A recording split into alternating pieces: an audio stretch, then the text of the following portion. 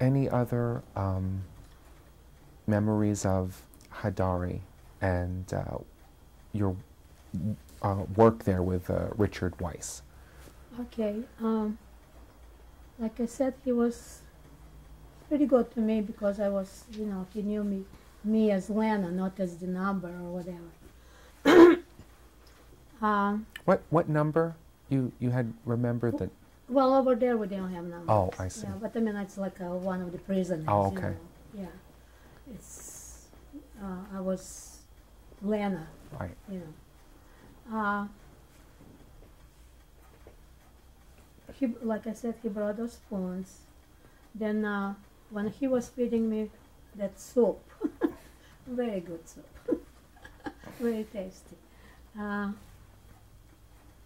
He asked me one time, now remember we were taken at 43, where when Germans start losing the war, okay, they knew that they're not forwarding, you know, I mean, that was already in the back of their mind, they thought that they might lose the war. So he asked me one time, he says,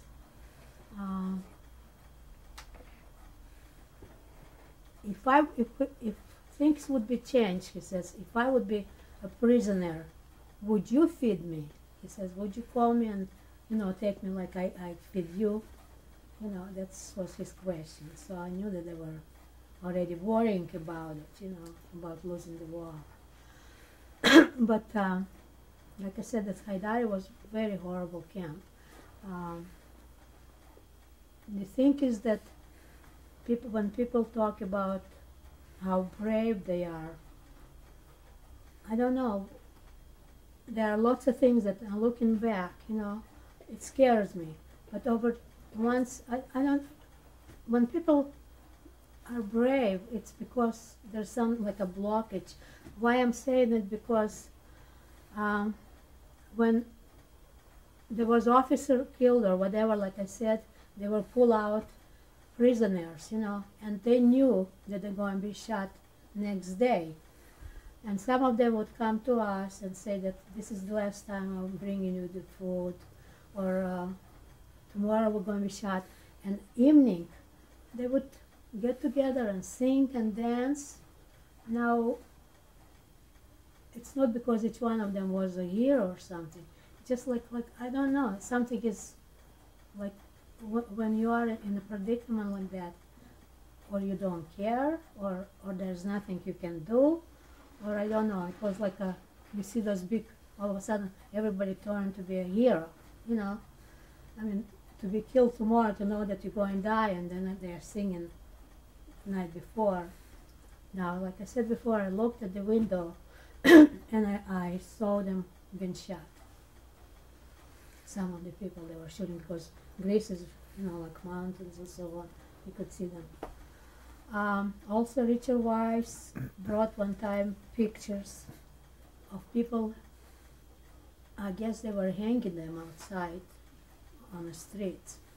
So he brought somehow very proud of those pictures, showing people hung on the street.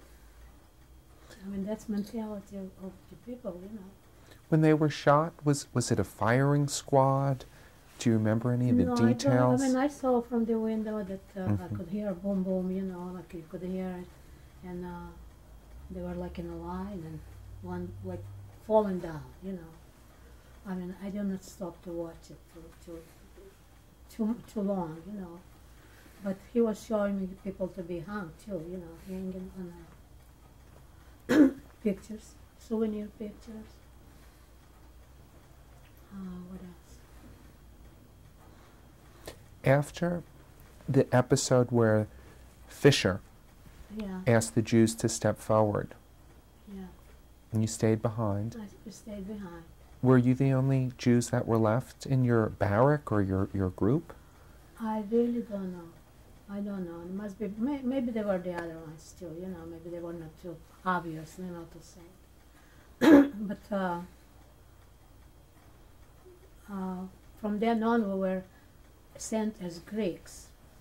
Not long after, they, now there's another episode that I mean, like I said, they always hear screaming and crying, and people are like sounded like animals.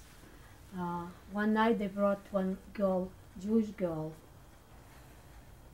and they tortured her. They got the soldiers took the sticks and were pushing inside in her vagina.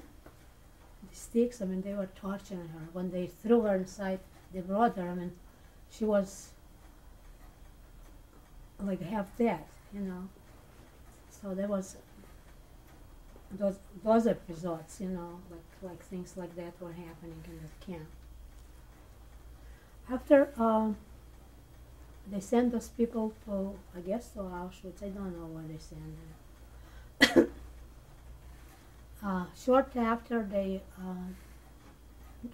gathered us. Oh, I had a girlfriend there. I was telling you, I had a Greek girlfriend there, and one day they took her, and next day or whatever, a couple days later, they recycled. They never threw anything, no shoes, no nothing. It was everything was recycled. You know, they will bring it back, and some prisoners were washing. You know, they were in charge of washing cloth. You know, from the dead people, from the killed people, and they brought her.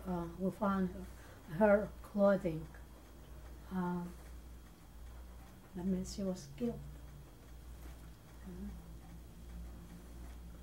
All right. Finally, after that, they gathered us again, and they were took us on transport to Ravensbrück. Now I'm crying again in a bus while they loading us in that Haidari, you know, loading us on the. And I remember that Piccolo. I was crying, and he jumped, and he says, "Don't cry." He says, "You better off getting out from here. You better off because it's going to be real bad here." I remember. I mean, those are, you know, like. But see, those people were not. He was Italian, German Italian, you know, and I remember that's what he said to us, you know, especially me. I'm always crying. My mom was always holding me, and then they sent us to Ravensbrück in a cars. I think I remember there were lots of young women there, and none of the women had a period. That was the end of a period for everybody. I don't know whether they gave something to us or whatever, you know, to women, you know. So nobody was sick after. None of the women had their menstrual period. No. Mm-hmm. That was it. You know, my mom didn't have it. No. In cars, once in a while, I know they will open us, you know, to empty whatever it was there, because we were all together like sardines. And going through, well, we went through, I think, Bulgaria and Budapest, you know, to go to Germany, you have to go through Bulgaria and Hungary or whatever. And then when we wound up in Germany, there were women and men were working in the fields, mostly women, young women. And we were looking through those windows, you know, like cattle windows. And I remember one woman, she was like terrified. She says, "Oh, there are people inside, mention." She couldn't believe it, you know, like she did not know. But of course the rest, the Germans knew it, you know, that what was going on. We came to Ravensbrück again.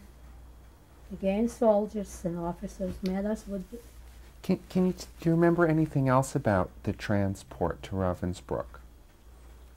No. I know that's just this smell And I don't remember it clearly, vividly. I don't remember. I know just a bunch of sardines, you know, like a whole bunch of people, and lots of the little kids, you know. I mean, everybody was like grabbing each other, you know. The mothers were holding their kids, and the fathers, they were men too. And that's all I remember. I don't remember exactly. I don't remember how was it, you know. I think the bathroom was like somebody would stand, you know, like block you or something. I don't remember exactly. I mean, I don't want to lie about it, you know. I don't. I can. It was a horrible smell. All right, when we came to Ravensbrück, again, officers and dogs, German shepherds, and they put us in Ravensbrück in barracks, where we were for several weeks.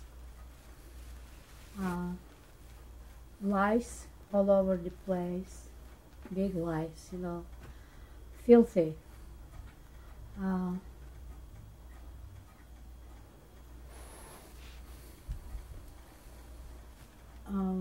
One woman, I mean, very little to eat.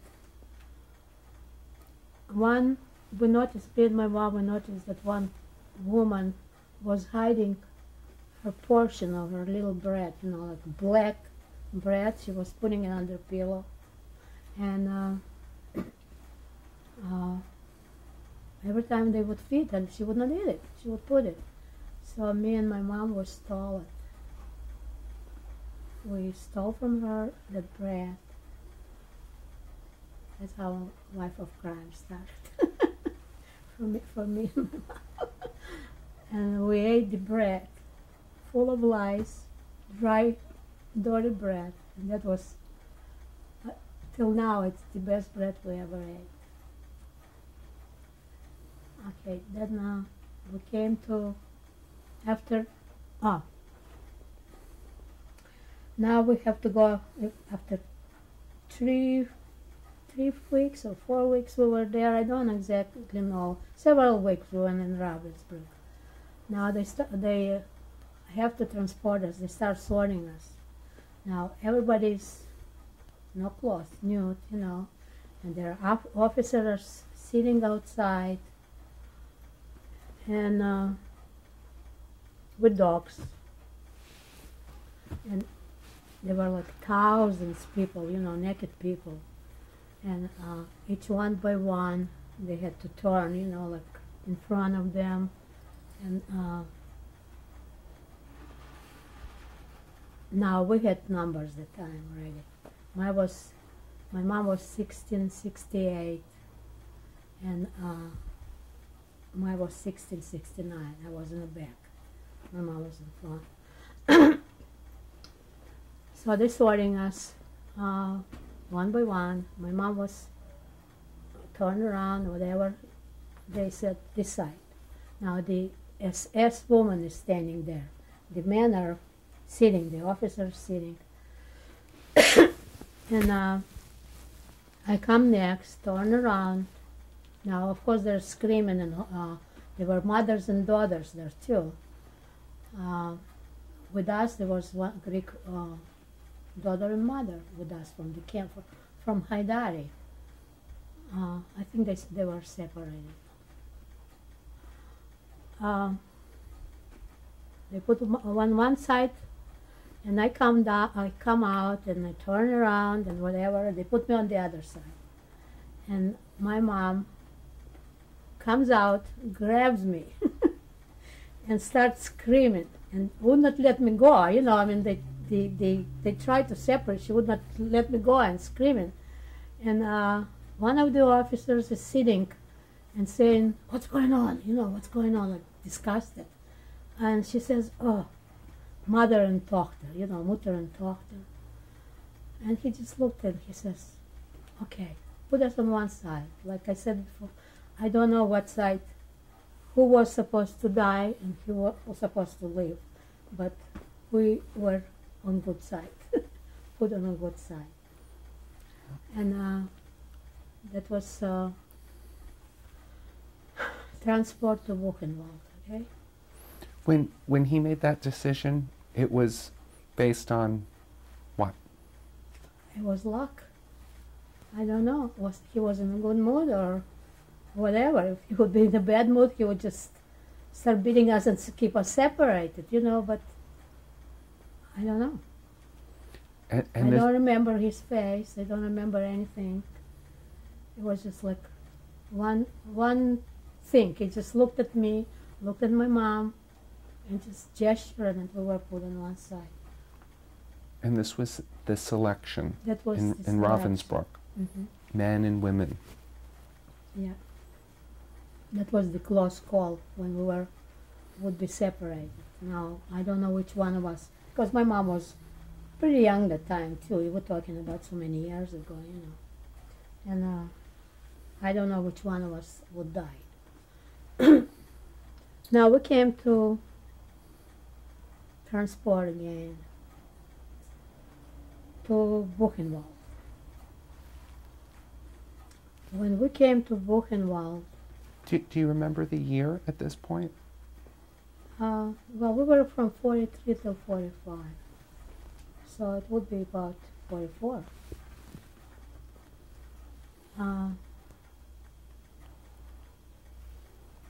When we were in Buchenwald, we came to Buchenwald. No, that was in Ravensbrück. They took us in the rooms. When we came to Ravensbrück, we still had our clothes, okay? After we came to Ravensbrück, we got undressed and supposed to take a shower. That's where I hid that souvenir. We had like my mom had like eyebrow tweezers or something, and we were walking to go in that room, in the shower room. I mean, there were bushes, you know, and we put that, I don't know why, don't ask, you know, just like something from another world, you know. We put the tweezers in the bushes, and we went inside, got undressed, and went in the shower room. And the shower room is exactly like you see them now, you know, with this. Lucky for us, I mean, they put us inside and the water came. So we took a shower and came from the other side. And they gave us all the prisoners' clothes, you know, different shoes, different this. I mean, after that we don't look like human anymore, you know. Did when you were going into the shower, Hmm? when you were going into the shower Yeah. room, did any thoughts occur to you or anybody else?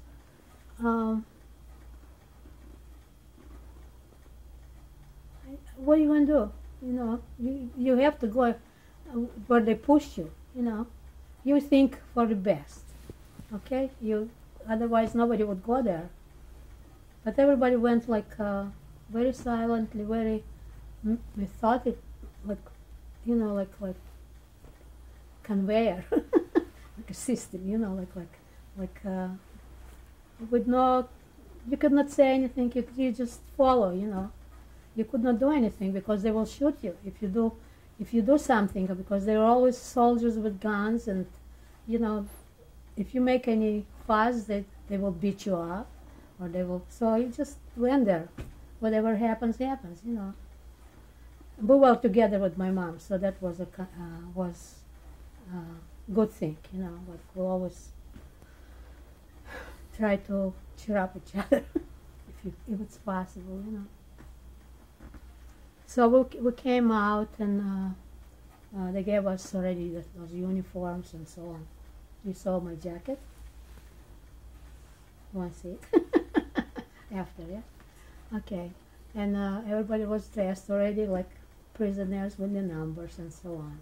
In the uniform? In the uniform. They're prisoners in their uniform. Did they do anything else in terms of Oh, they sprayed us with powder to kill the lice. They always spraying us to kill the lice, and because we were always covered with lice, so we were always sprayed with something. I don't know.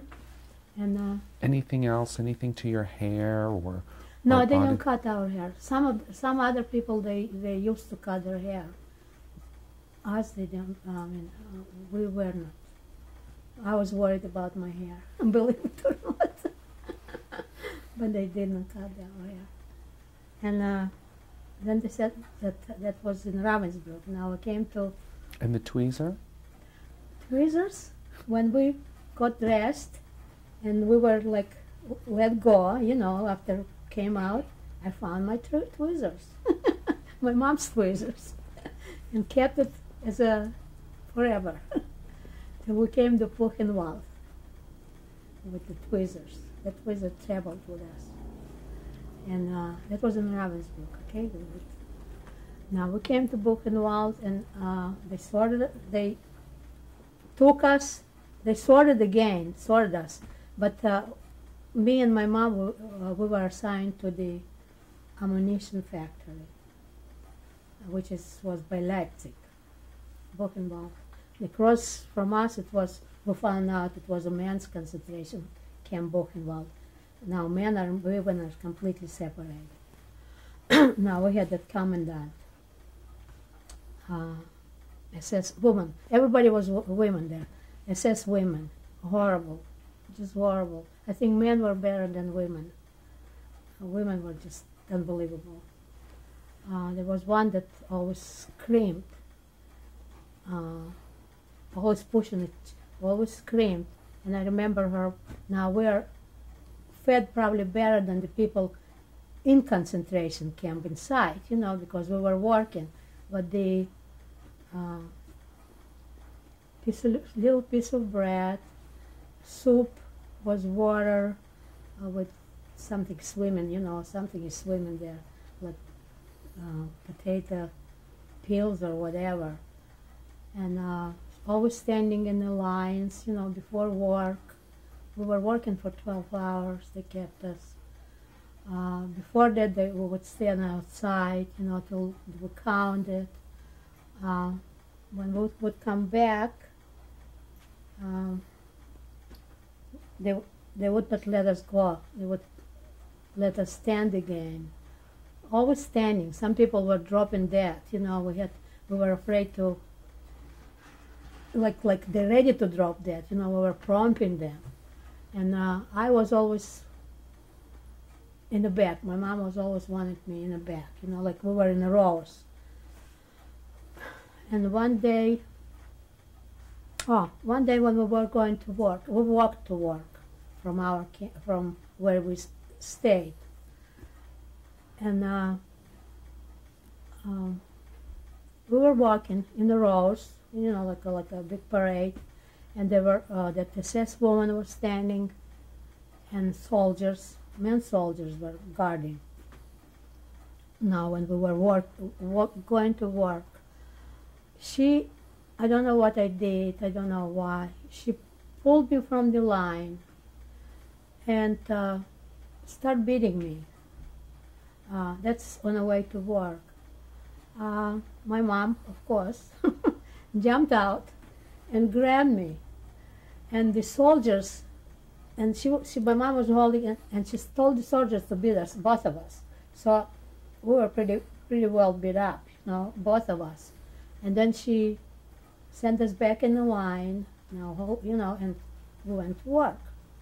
Now we were working with some German civilians too, you know, but we were guarded by those SS women. When there were one woman was, I remember her with SS woman. Well, speaking of that woman that screaming all the time, we called it. She was named Halten Klappen because she always was like, "Shut your trap." And that was her, the only connection with the prisoners. She would scream, "Shut your trap! Shut your." in German, like Haltenklappen or whatever. So we call her Klappa between prison, and she had a nickname. And I remember she was eating one time on purpose, you know, because everybody's starving there and everything. A nice big juicy apple, and everybody was looking, I mean, ready to attack her, but you could not do anything. I mean, they were like enjoying themselves, you know, like torture. And in that factory, if we wanted water or if we wanted to go to the bathroom, we had to tell it to one of our SS women, you know, that was assigned to that group. I remember the one that was assigned was, I mean, she was just covered with pimples, you know, real ugly, like looking like a man, you know. And she was not mean to me somehow. Don't ask me why. I mean, I don't know. And when there was like airplanes would come and bomb, you know, that the alarm would come with airplanes. We're supposed to go down height, you know, it was underground, and she always would make sure I sit next to her. I don't know why. I mean, and she found out that I have mom, because she was beating lots of people too, you know, and she beat up my mom. And she said, I heard you are with your mom. I said, yeah, and who's your mom? You know, I said, this one. And she was nicer to my mom after that. I don't know. But she was ugly, like a monster. So, what else? That commandant, that when she pulled me going back again, when we were beat up going to work, like next days, you know, of course I was trying to avoid her, you know, I was trying so she does not see me. We're going back with the thing when she pulled me from the line and beat us both, you know. I was trying to avoid her, but she was walking and she spotted me in a camp inside, and she called me and she says, did I beat you? You know, did I hit you? I said, yeah. She hit so many people that she has to be reminded. She says, why? I said, I don't know. We were going to work, you know, I tried to remind her, whatever. And she says, are you French? The German women especially, they don't like French, anything French, because they heard that in Germany, their men, I don't know, were having a good time, maybe, you know, whatever.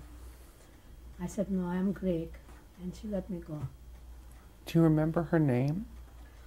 If it would be her, she was a commandant in our camp, but there was a commandant in Buchenwald, woman commandant, Ilse Koch, and they call her Witch of Buchenwald. She liked tattoos, you know, tattoo, and she would walk through the men's concentration camp and collect skin from those killed people, you know, killed with beautiful tattoo.